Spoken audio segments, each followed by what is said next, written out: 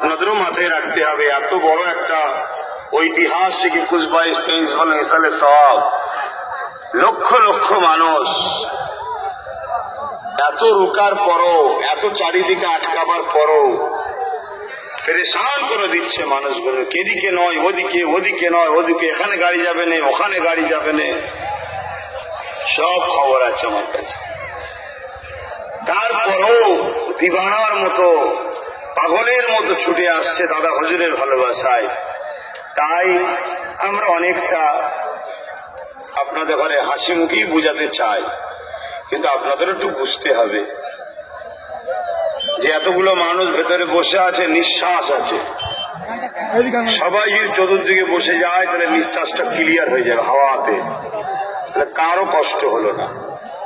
তারপরে এই যে কারেন্টের তারগুলো যাচ্ছে, মাইক ম্যান আছে আর আছে, ফট করে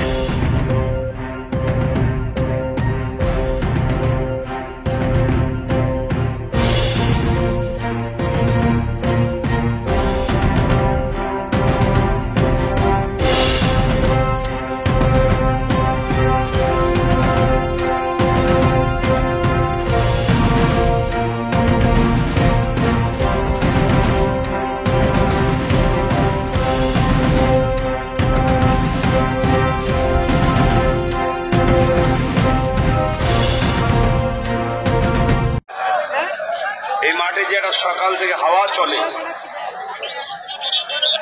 এত রোদের মধ্যেও কষ্ট হচ্ছে না। এই কারণেই আল্লাহ পাকের খাস রহমত একটা।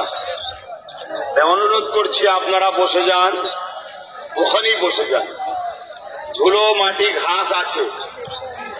পীরের দরবারে এসেছেন, দাদা হুজুরের নলেজ সিটিতে এসেছেন, বসে যান। যারা উজু করতে বাকি আছেন, শুনতে পাচ্ছেন, চলে আসেন, উজু করে চলে আসেন। খুব সামান্য সময় দু কথা বলে দোয়া করব, 5টায় নামাজ হবে, 8 ঘন্টা মতো বাকি আছে। তাই আপনারা কথাগুলোকে শুনুন, ডিস্টার্ব করবেন না, তাহলে আমারও বলতে সুবিধা হবে। এই 3 দিন ইসালে সাহেবের মেহমান আপনারা দাদা হুজুরের, তাই আমরা চেষ্টা করি আপনাদের কিছু ভুল হয়ে গেলেও সেটাকে হাসি মুখে মেনে নেওয়া, কেন পীরের মেহমান এসছেন। কিন্তু আপনাদেরও মাথায় রাখতে হবে, এত বড় একটা ঐতিহাসিক 21-22-23 সালে সওয়াব, লক্ষ লক্ষ মানুষ,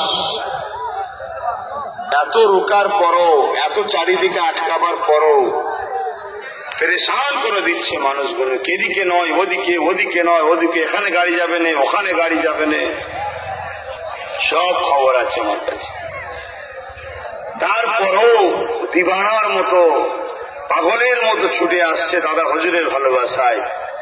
তাই আমরা অনেকটা আপনাদের ঘরে হাসি মুখেই বুঝাতে চাই, কিন্তু আপনাদের একটু বুঝতে হবে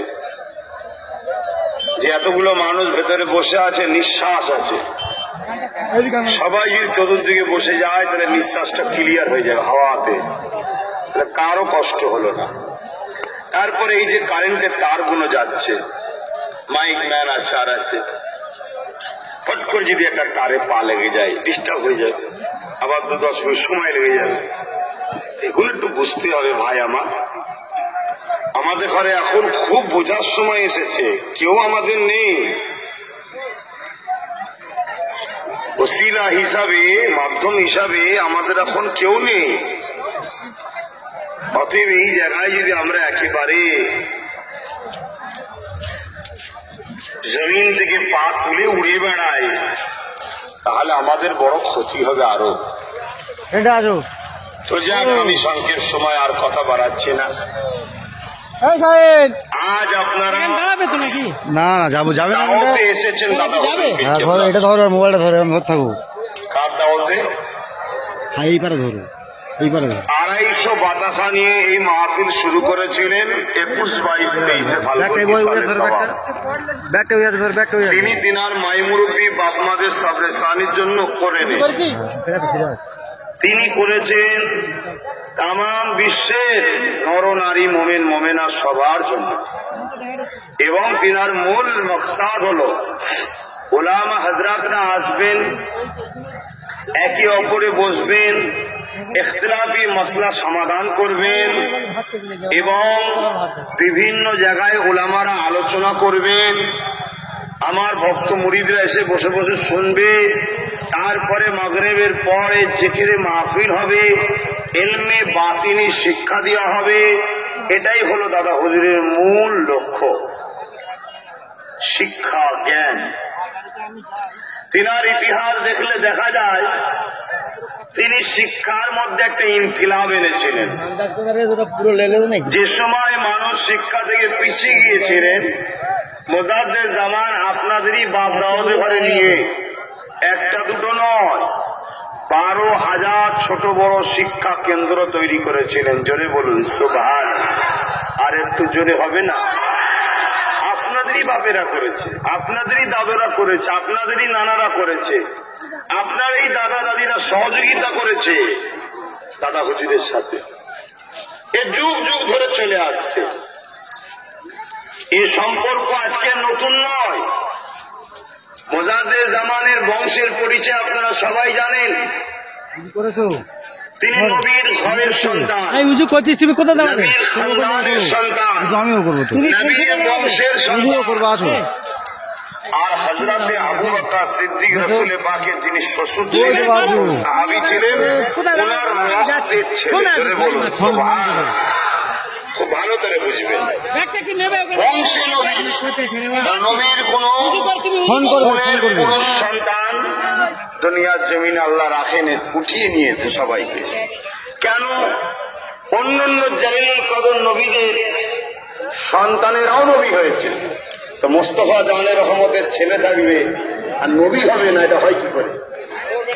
কিন্তু অপরদিকে আল্লাহর বিধান কি? দেখতে পাচ্ছেন এই মুহূর্তে নলেজ সিটির মাঠে আছি, আপনাদেরকে সেই ছবি দেখাবো।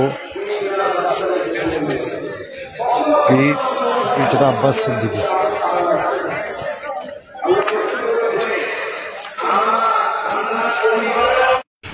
আপনারা দেখছেন আপনাদের প্রিয় চ্যানেল ইনসাফ টিভি, সত্যের সাথে ন্যায়ের পথে।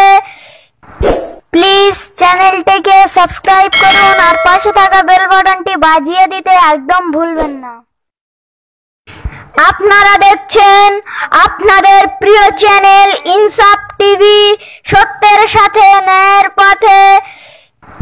প্লিজ চ্যানেলটিকে সাবস্ক্রাইব করুন আর পাশে থাকা বেল বাটনটি বাজিয়ে দিতে একদম ভুলবেন না।